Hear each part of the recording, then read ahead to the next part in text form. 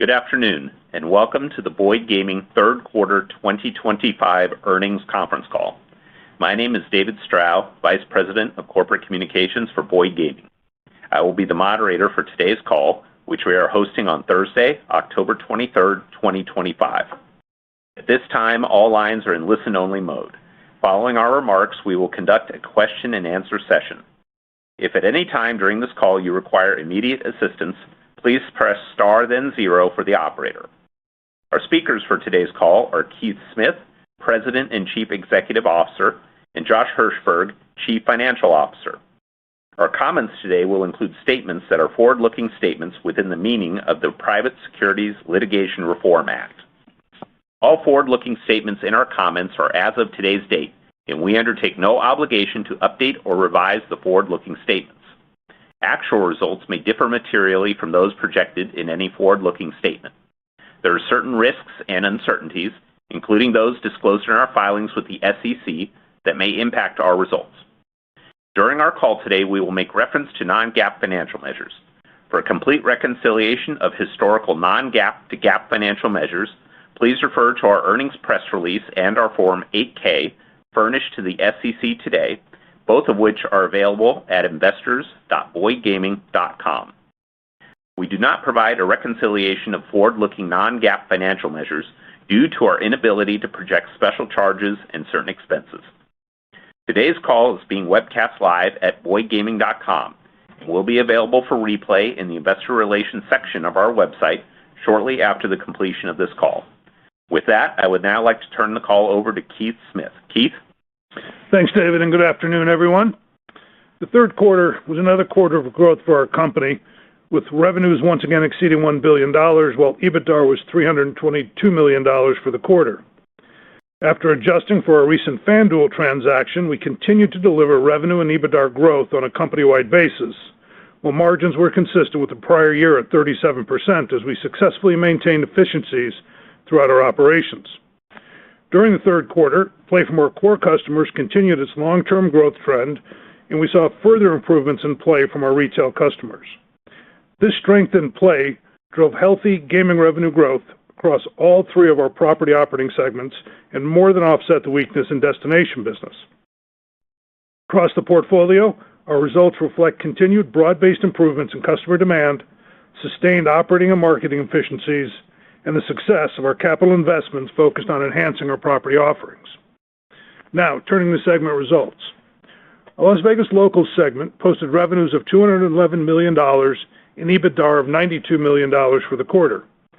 Gaming revenues continued to grow during the quarter, driven by strong demand from our Locals customers. We continue to benefit from ongoing growth in play from our core customers, as well as improving trends in play from our retail customers. This growth in gaming revenue was offset by declines in our destination business, primarily at the Orleans. Excluding the Orleans, our Locals segment delivered year-over-year growth of 2% in both revenues and EBITDA, with gaming revenue growth in line with the broader Locals market for the quarter, while margins for the third quarter were consistent with the prior year at 47%, supported by disciplined marketing and operating efficiencies. For the broader Las Vegas Locals market as a whole, gaming revenue growth was up more than 3% over the last 12 months, reflecting the resilience of the Locals market. The health of the Locals market is supported by solid wage growth throughout the Southern Nevada economy. Through August, average weekly wages were up more than 6% over the trailing 12 months, outpacing the national average.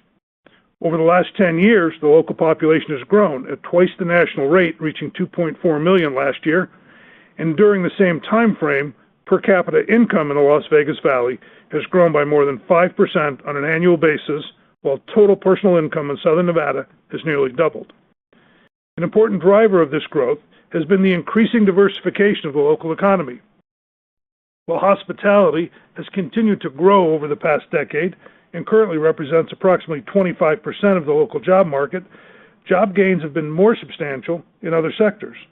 These include education, health services, transportation, warehousing, and professional and business services sectors. Construction jobs have also remained a steady performer, growing more than 5% since 2019.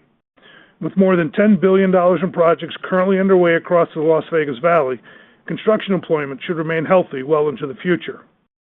And as we head into next year's tax season, we believe that our customers around the country will benefit from the tax bill passed by Congress this summer, including new deductions for tips and overtime, and an additional deduction for seniors, as well as a larger standard deduction for all taxpayers.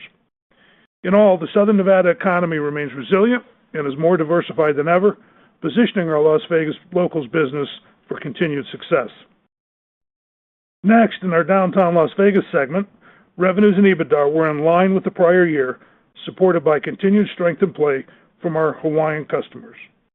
Much like our local segment, growth in gaming revenues were offset by softness in destination business, including lower hotel revenues and reduced pedestrian traffic along the Fremont Street Experience. Next, our Midwest and South segment achieved its strongest third quarter revenue and EBITDA performance in 3 years. For the quarter, revenues rose 3% to $539 million, while EBITDA grew to $202 million, more than 2% over the prior year. Operating margins once again exceeded 37% as we remain disciplined in our cost structure and marketing spend. Growth in the segment was broad-based, including continued gains at Treasure Chest more than a year after the opening of our new land-based facility there. Similar to our Nevada segments, gaming revenues increased year over year in the Midwest and South, driven by continued growth in play from our core customers and further improvements in play from our retail customers. Next, results in our online segment reflected growth from Boyd Interactive, as well as changes related to our recent FanDuel transaction. Given current trends, we are increasing our guidance for this segment to $60 million in EBITDA for this year.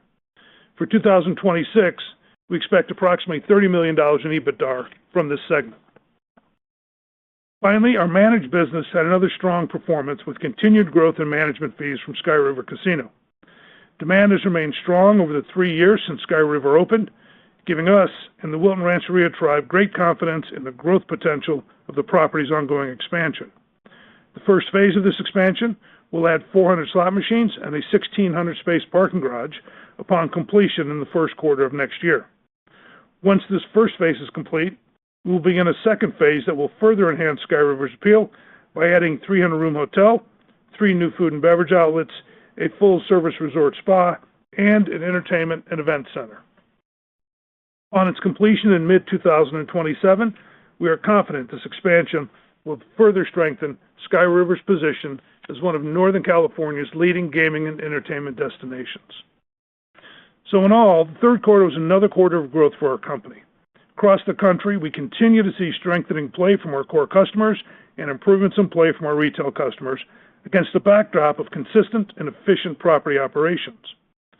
And while the fourth quarter has just started, it is worth noting that the customer trends we saw in the third quarter have continued into October, including improving play from both core and retail customers.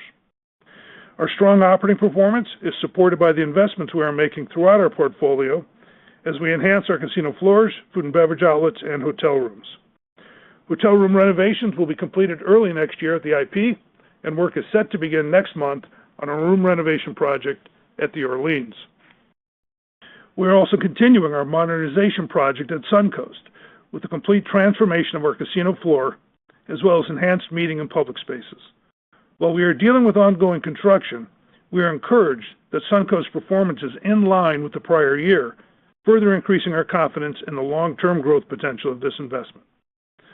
Following completion of our Suncoast renovations around the middle of next year, we plan to begin a similar project at the Orleans as we look to further enhance our offerings at this important property.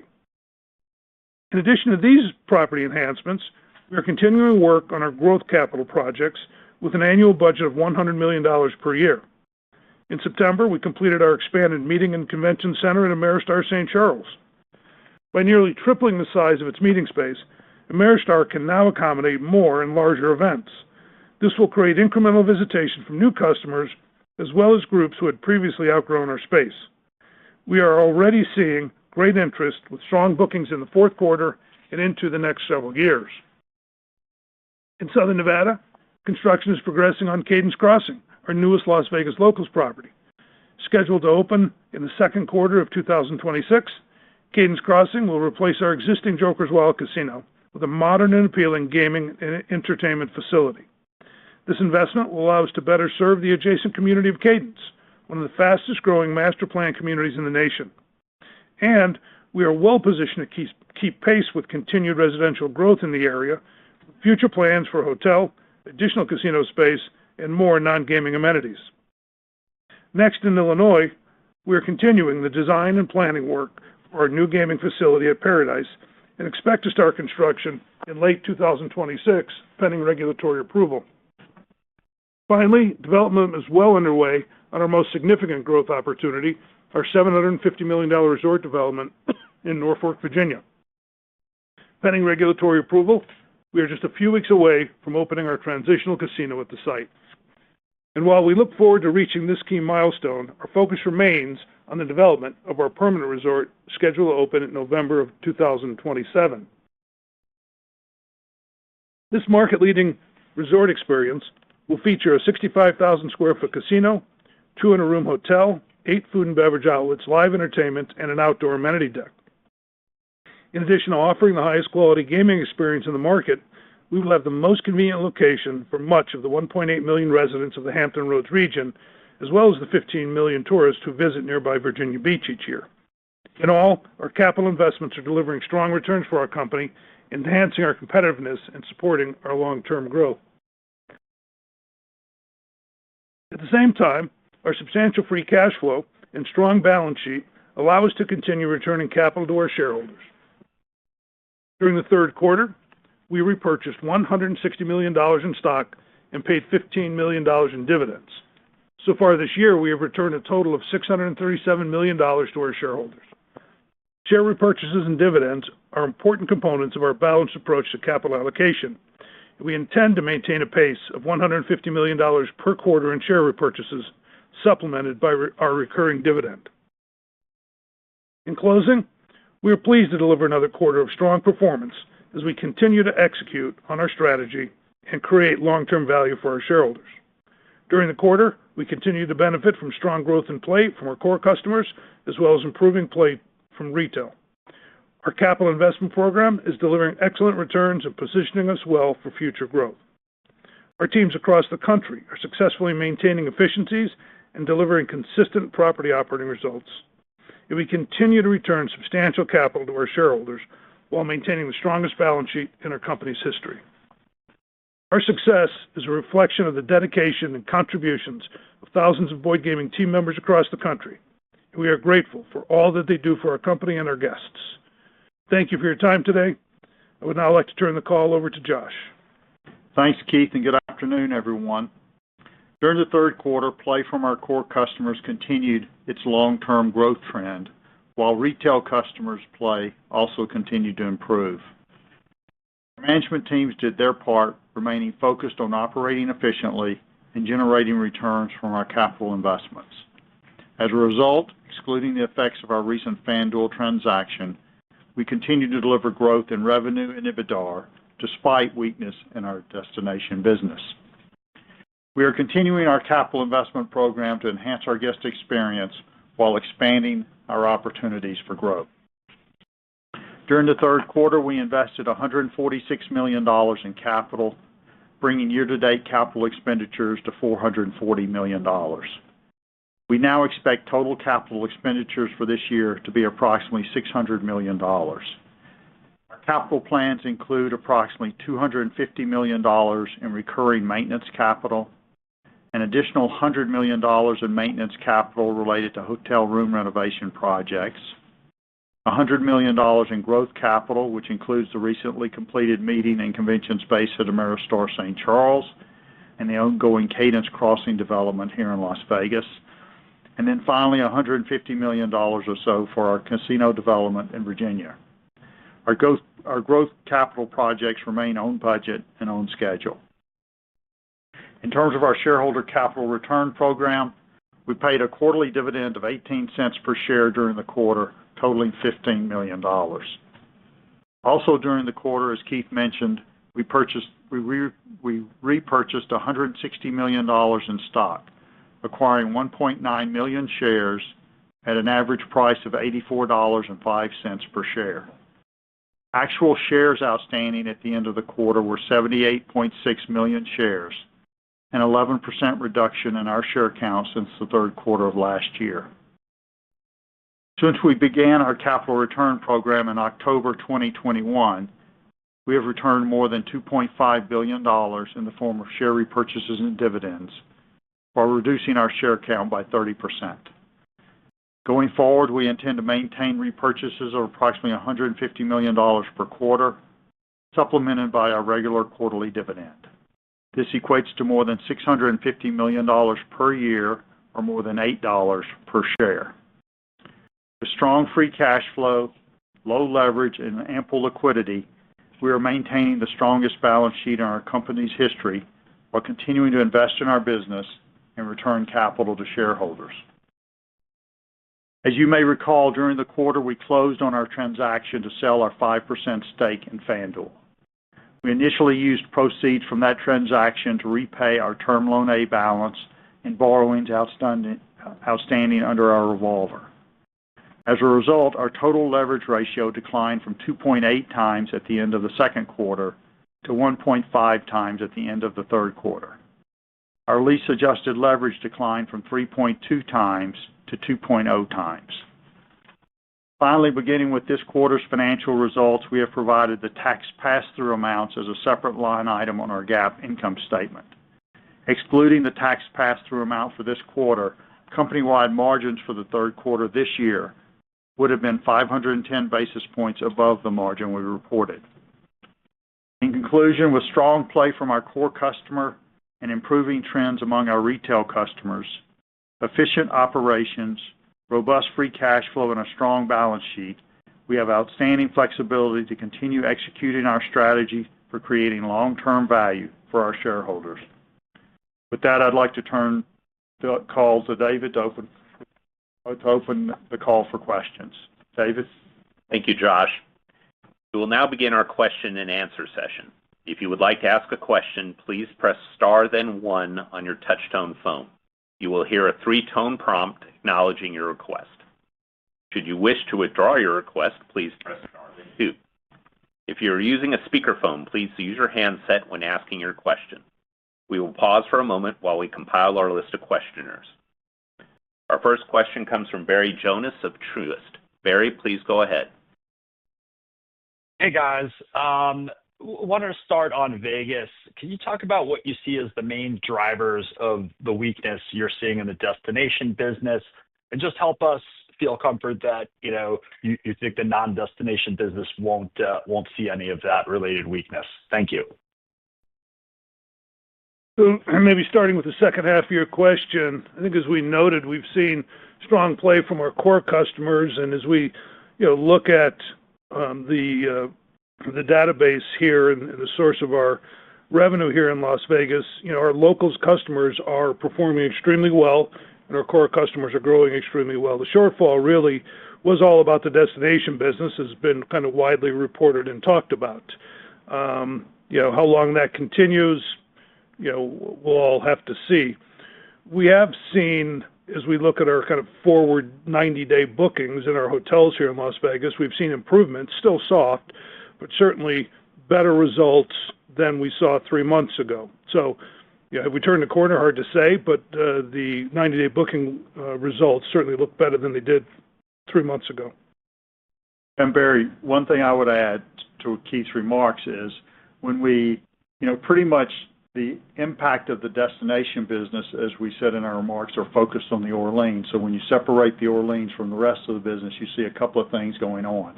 You see growth in gaming revenues throughout the remainder of the portfolio. You see growth in overall revenues. You see growth in EBITDA. You see consistency in margins. So I think, we see, and the gaming revenue kind of is growing in line with the overall market. So I think we feel pretty good about the underlying customer trends overall. It's just one aspect of the business that we're trying to deal with. And in fact, when you look at the segment's performance, you could really attribute the EBITDA decline in Q3 all to the Orleans because it was down even more than what we're seeing in the segment for the quarter. So. Got it. That's really helpful. And then just as a follow-up, we're starting to see some M&A deals come about. Curious if you could share your thoughts on the M&A pipeline, the environment, either in terms of buying whole assets or opcos. Thank you. Yeah, look, we obviously have a fairly successful track record of M&A, based on a disciplined strategy of making sure it's the right asset in the right market at the right price, and so we continue to look at it. We certainly note that a few things have traded recently. I don't know that we're necessarily seeing more pitch books cross our desk, but we certainly pay attention and monitor opportunities. And for the right opportunity, we're certainly prepared to dig in. But other than that, I'm not sure we have a whole lot to comment on. Great. Thank you so much. Yep. Thank you. Our next question comes from Steve Wieczynski of Stifel. Steve, please go ahead. Yeah. Hey, guys. Good afternoon. So Keith or Josh, if we think about the Midwest and South properties, I mean, those results were really solid, came in much better than we were expecting. So if you think about that portfolio, wondering if the trends you witnessed there were pretty much broad-based, or there were markets or pockets of strength versus other markets. I guess just trying to figure out if certain markets are kind of outperforming other markets. And obviously, you guys called out Treasure Chest, so I guess excluding Treasure Chest. I think when we look across that portfolio that comprises some 17 properties, it was generally broad-based. Look, there's always one or two that don't perform maybe quite as strong in any given quarter, but it generally was broad-based, strong results. We called out Treasure Chest because it's interesting to us and very positive that it continues to grow even after anniversarying its opening. So, Josh, I don't know if you have anything to add. Not really, Keith. I think that covers it. Okay. And then Keith or Josh, a little bit of a bigger picture question, but wondering if you kind of take a step back and look at your Vegas locals assets.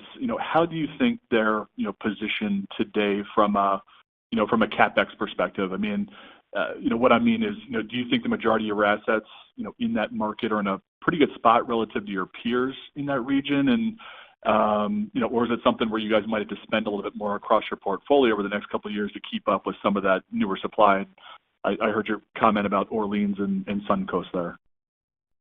Right. So look, we've been talking about the renovation work we're doing at the Suncoast for over the last year or so, and so that has been, I think, a very positive investment for us. As we're not even fully through it yet, and we're seeing performance that's in line with the prior year. So that gives us confidence that this will be a successful investment.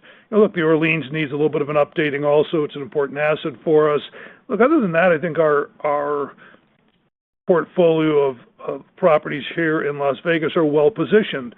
We're looking at a number of restaurant projects just as part of our overall capital plan to make sure the properties remain competitive. It's not significant capital, but it's an important capital to be competitive. So you look at our slot floors, and I would put them on par with anybody's in the market and probably better than most. And so I think we feel pretty good, with the exception of, once again, needing to make, I think, an important investment in the Orleans to make sure it's competitive for the long term. Okay, gotcha. Thanks, guys. Appreciate it. Thank you. Our next question comes from David Katz of Jefferies. David, please go ahead. Evening. Thanks for taking my question. So I just wanted to get your updated thoughts on, the investments that you're making internally in the portfolio and how you're thinking about returns, the timing to those returns or hurdle rates, and just it'll help us think about forecasting out into the future. But what's the return process, and how should we think about the earning potential on them? Yeah. Hey, Dave, it's Josh. I'll take it, and then Keith jump in and add anything. Generally, I think kind of for a good rule of thumb and modeling purposes, we generally think of kind of a 15 to 20% kind of cash on cash type of return. And so, we certainly achieved that with Treasure Chest. I think we're seeing the early signs of achievement with that, with the meeting space at Ameristar St. Charles. The next one up will be Cadence, which is like a $60 million investment. So, that'll be in that. We fully expect that property, once it comes online, to generate incremental EBITDA above what we're getting today from the current Jokers Wild facility that would generate that return. And then after that, I think we're more dependent on regulatory approval for Paradise, but we're excited about that opportunity. So good rule of thumb is at 15 to 20%. We've been fortunate enough to kind of meet or exceed that on the projects that we've announced to date. We have, as we've tried to condition the market to think about kind of a pipeline of these projects, and we'll continue to kind of vet or choose the ones that have the highest return potential throughout. A lot of the stuff around Suncoast, most of the hotel renovations, even the Orleans, will be in our maintenance capital budgets. But as Keith mentioned, the early signs at Suncoast are, we're seeing new customers in the building. We're seeing people visit more frequently, and so we're encouraged by those type of investments, even though they kind of qualify in our book as maintenance capital. So I hope that kind of gives you some color. It does. And if I can just follow up and clarify, when we're thinking about the Orleans, because it's in the maintenance budget, we aren't necessarily sort of holding it to the same, standard, or thinking about its earnings power longer term in the same way with that 15 or 20%, right? Yeah, I think that's right, because it gets to be a blend of maintenance and capital and growth, and it's just hard to kind of distinguish between, kind of what that project, is it more maintenance or is it more growth? So I think that's why we put it in maintenance, really. I got you. Thank you very much. Sure. Thank you. Our next question comes from Brent Montour of Barclays. Brent, please go ahead. Hello, everybody. Thanks for taking my question. So first question is just a clarification about the Orleans project for next year, which you mentioned. Is that, I imagine your hotel rooms, you mentioned a few things. Is that something we should consider potentially some disruption impact? I know that, it's got easy comps here, and there's a couple different things going on in the market that's affecting that property. So how do you think about that property into next year? So, I think it's a little early to try to figure out kind of disruption. I think our view would be that at the beginning of a project like that, if we're even able to get it started in the second half of next year, it'd be more limited in terms of the disruption. Once we understand the actual program scope and the timing, we can provide better color on that. Our management teams at Suncoast have done a very good job to manage through the disruption to date at that property, and it's been significant, and that construction activity continues. So we're learning how to manage those processes. Each one will be unique and different, but to date we've been pretty good at managing through it at the Suncoast. No doubt it is affecting our performance in some way, but the fact that it is, like Keith said, in line with prior year at this point, that's pretty encouraging. So I think at this point we wouldn't be calling out expectations for disruption related to Orleans and until we have better clarity on timing and the full scope of the project. Keith, I don't know if you want to add to that. No, I think just tagging on to what Josh said, as you're thinking about 2026 and thinking about the Orleans, I wouldn't anticipate anything significant, as we begin to have more clarity on the timing of all of that and what's going to take place first and second, and when we end up getting to quote unquote the middle of the casino, which yes, we'll have some disruption as we get into those types of things. We'll be able to update you. At this point, as you're modeling out 2026, I wouldn't anticipate anything. Great, that's helpful. Just a quick second question about Midwest and South. How would you describe the promotional environment across your markets? Any sort of changes quarter over quarter, or has it been pretty consistent from competitors? So look, in several markets, there have been competitors who've been, stepping on the gas, so to speak, with respect to marketing spend and being more aggressive. We have generally remained very disciplined. It is reflective in our margins that remain consistent year to year. And, while we may be up just a tick, just a little bit overall, once again, it is highly efficient, highly productive dollars reflected in we're able to grow revenue, we're able to grow EBITDA, and we're able to maintain margin. So we are seeing some enhanced marketing by our competitors, but we're not responding. Frankly, some of the enhanced marketing we're doing is in relation to declines in destination business, not in relation to what our competitors are doing. Great. Thanks, everyone. Thank you. Our next question comes from Ben Chaiken of Mizuho. Ben, please go ahead. Hey, thanks for taking my questions. On the Suncoast renovation, you mentioned, in line with the prior year a few times, but I would think that there was still some disruption. So to the extent there was, could you quantify that impact in 3Q, and then maybe how you're thinking about 4Q, even if just anecdotally? Thanks. Yeah, I'd love to, but it's really difficult to quantify the disruption. Look, when we say it was in line with prior year, revenue and EBITDA perspective, I think that says it all. There's clearly disruption. We have fewer slots on the floor today than we did a year ago because we're in the middle of the casino. There are a lot of walls up. There's ceiling work being done. So it is disruptive, and it will continue to be disruptive. If you were to walk in the building today, we have a temporary front desk because we're doing work around the front desk area. But to date and through Q3, and we'd expect it to be through Q4, things are in line with the prior year. Our customers are, hanging in there with us. The management team is doing a great job of taking care of our guests. The guests have had very, very strong positive reactions to what we've unveiled thus far, and so everything's working, but hard to quantify. Okay, understood. And then you've got a large expansion at Sky River, I believe, that opens early next year, 1Q, I believe. Understanding you earn management fees here, is there anything we need to watch out for in Q4 in terms of construction, just ahead of that opening? From a construction standpoint, everything is on the outside of the building, and so there really isn't any impact to, on the negative side, to the ongoing construction or quote-unquote the opening whenever that happens sometime early next year.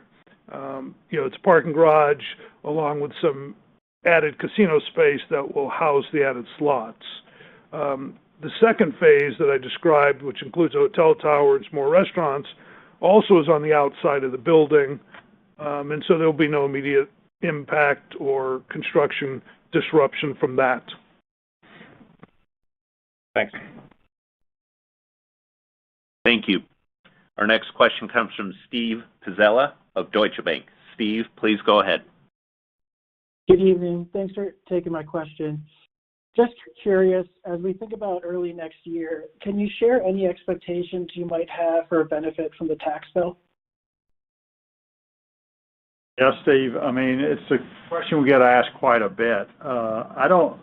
We've not really found a way that we're comfortable to kind of estimate the overall benefit from that. There's several elements to it, and I think Keith mentioned them in his remarks, ranging from tax on tips to certain higher standard deductions and credit for seniors. I think ultimately we come away thinking it's just incremental benefit to us overall, but we have not quantified it in terms of revenue and EBITDA. Okay, great. Thank you.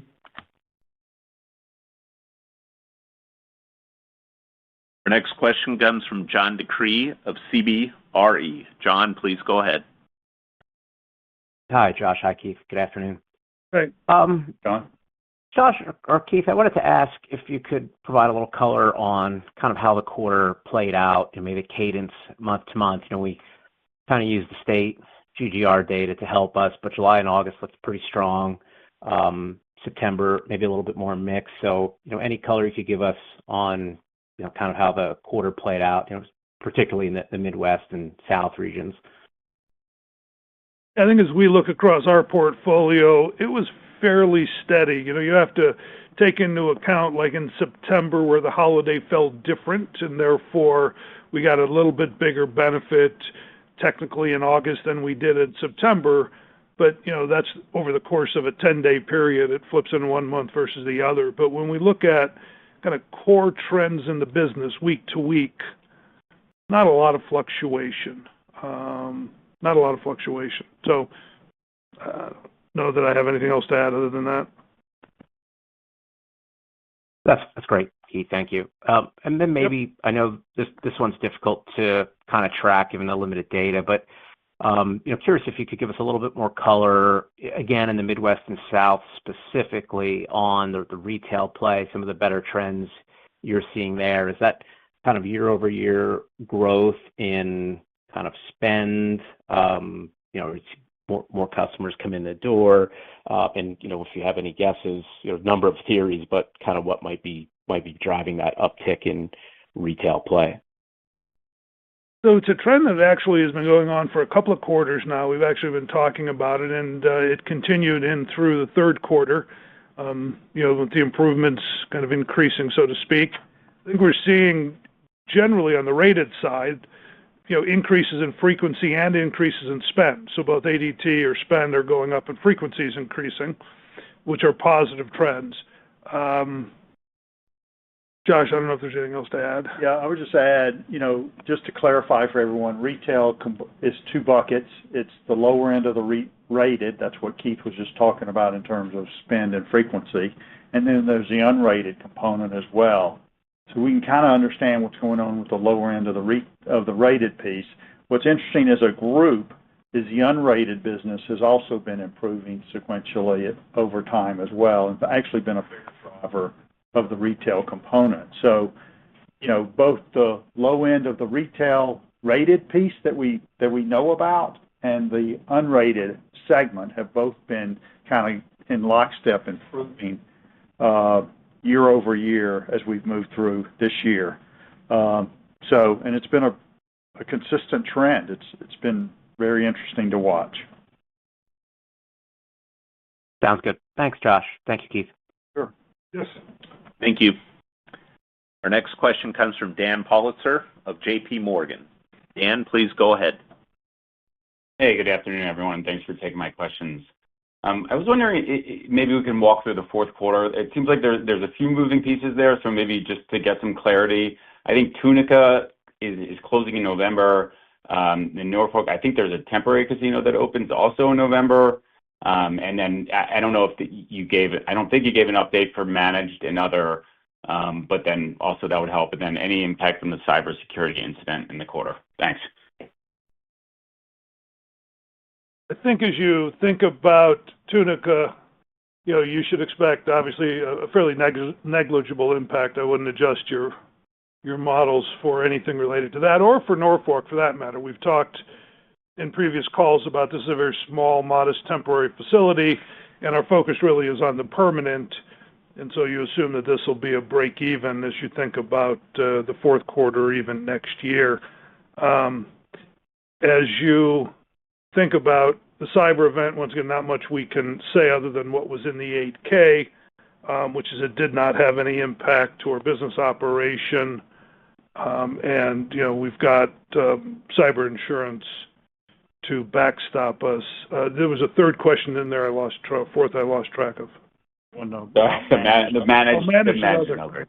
I'll let you answer that. So managed and other, I think, the key for managed and other, it's going to be a pretty stable business in Q4 relative to when you think about the trends of this year, just because, the business is operating at or very near capacity. And then once it gets the incremental slots early next year, that's in the quarters following that, I think, is where we'll start to see the benefit of that. And then eventually from the expansion of the hotel and meeting space in mid-2027. So I think for managed and other for Q4 will be very similar to what you've seen in the quarters of the other earlier quarters of this year. So Got it. And then just for my follow-up, I don't think you paid the taxes in the quarter on the FanDuel stake sale.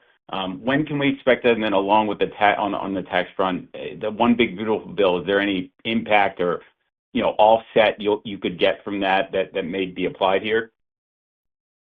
Not much of an offset. More than likely the payment will occur sometime in the first quarter of next year.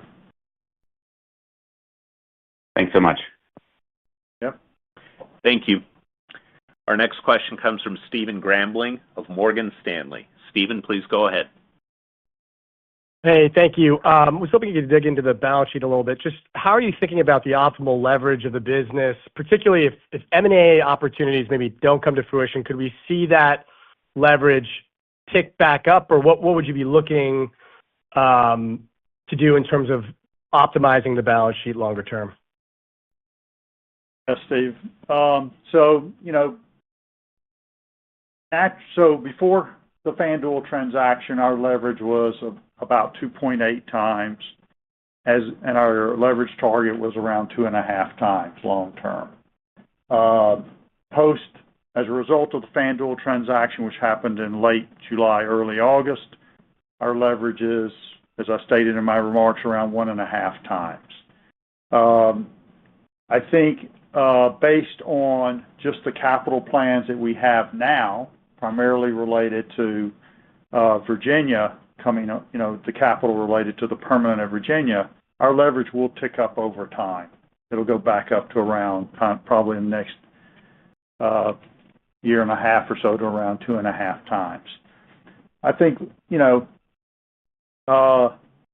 it's odd to talk about your optimal leverage being, at least for us, it's odd for optimal leverage to be above a target above where we are. But I think that, it's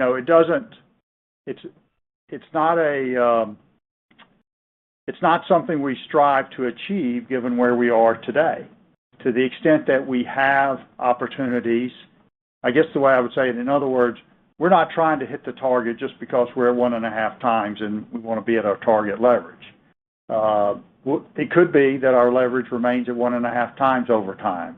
We don't think that's probably the right leverage, but we don't have anything that warrants increasing our leverage at this point. And so, we'll continue to think through this and continue to be kind of prudent on how we think about it. But, it's kind of like we were in a good place and doing everything we were doing at 2.5 times. Happened to get a big windfall. We're at 1.5 times, and that doesn't really change the way we think about anything that we were doing before. If opportunities come along, if we decide to buy back more shares or return more capital, then that'll be just part of our thought process that we develop over time. But until then, we'll be running the business between 1.5 and 2 times, and it'll gradually tick up as a result of our capital plans and the plans we have in place today. Keith, I don't know if there's anything you want to add to that. No, look, I think what Josh was alluding to is, first, it's less than 90 days since we've received the payment, and leverage has been, pushed down to 1.5. And we want to take a long-term view, be thoughtful about what to do with the current leverage, how best to position the company. Could be M&A, could be other things, could tick back up. And so we don't have an answer for you right now other than, we understand it, and, we're having thoughtful discussions about, where that should be. I'm sure we'll have more to talk to you about in future quarters, but nothing really to say right now. That all makes sense. If I can sneak one unrelated follow-up in, as we look at the locals market, and you talked about this 6% wage growth there, seems like it's about as wide as I've seen it relative to the GGR growth for that market in aggregate. Do you think that there's a lead lag here, or is there anything else that you would point out that's maybe creating that wider gap versus history? Thanks. Yeah, so Steve, I think that, it's a good observation, but I think you perhaps, at least in our business, the impact of the destination business is shown and visible on the income statement when you look at hotel revenues year over year. You can look at that, see they were down about $5 million. But that destination business is a significant amount of hotel room nights. While it's primarily at the Orleans, it affected really every property in Las Vegas and outside of Las Vegas to some degree. And there is F&B, there's banquet business is highly profitable to us, and there's a significant amount of gaming revenue associated with that business. So it's very profitable business to us. And while it's very difficult to estimate the impact, I think the reality is that that's probably what's creating that gap. There's wage growth that we're seeing show up in our business in terms of a stronger local customer. But if you had backed up and said, okay, we had that wage growth and destination business, you would see probably a healthy gaming revenue growth that would mirror maybe what your expectations were. So that's how I think about it, at least. That's helpful. Thank you. Thank you. Our next question comes from David Hargreaves of Barclays. David, please go ahead. Hi. So in terms of Hawaii, I think you said revenue was steady. I'm wondering about headcount and volumes. How are things there? Specifically coming out of Hawaii? Yes. Well, downtown. Look, downtown volumes on the street are down, and that's frankly driven by visitation to Las Vegas because there's a strong correlation between visitor volumes downtown and visitor volumes to Las Vegas. And so visitation on the street is down, which is what kind of impacted, we call it destination business in the downtown area for us. Kind of our core market, which is the Hawaiian market, performed, normally. But we felt softness in the destination business. We felt softness from lack of tourism on the street. See. And then with respect to the Tunica closure, I'm just wondering if there's, just leaving the building and leaving town, something that maybe happens with the gaming equipment. Did you try to sell that property? Curious as to what happened there. So I think the way to think about the closure of Tunica, first of all, when we're all done with this, the site will be scraped clean. We'll take everything down. We've already found homes for the equipment and all the recoverable assets, so to speak, in the building. The property had gotten to a point where EBITDA was fairly small, and the level of capital, maintenance capital required to maintain it at our standards, was growing, and frankly, there was not going to be a good return on that capital investment to maintain that building to our standards, because we do have, standards as to how we want our buildings to look and feel and what we want our guests to experience. And so, we just looking at the data, looking at the maintenance capital that was going to be required, and the current level of EBITDA and where the market is, it just made sense to close the building down. Not a decision we came to lightly, but it's a decision we came to. And once again, we will be able to reuse a lot of the gear and a lot of the equipment, sell off some stuff that we don't have use for. Everything will be scraped clean. It'll be turned back into just raw land, and we'll attempt to dispose of the land. Last one. Thank you. I really applaud your conservatism with the balance sheet. If we look at your properties that are leased, are you happy with the EBITDA coverage of interest and rent at this point, so as you are, with your leverage? How do you feel about the rent coverage picture? Yeah, I think we're happy with it, and our landlord's happy with it, quite honestly. They don't have a corporate guarantee, but they really don't need one given the coverage there. So everything's a happy partnership there. Great. Thank you so much. Our last question comes from Chad Beynon of Macquarie. Chad, please go ahead. Hi, good afternoon, Josh and Keith. Thanks for taking my question.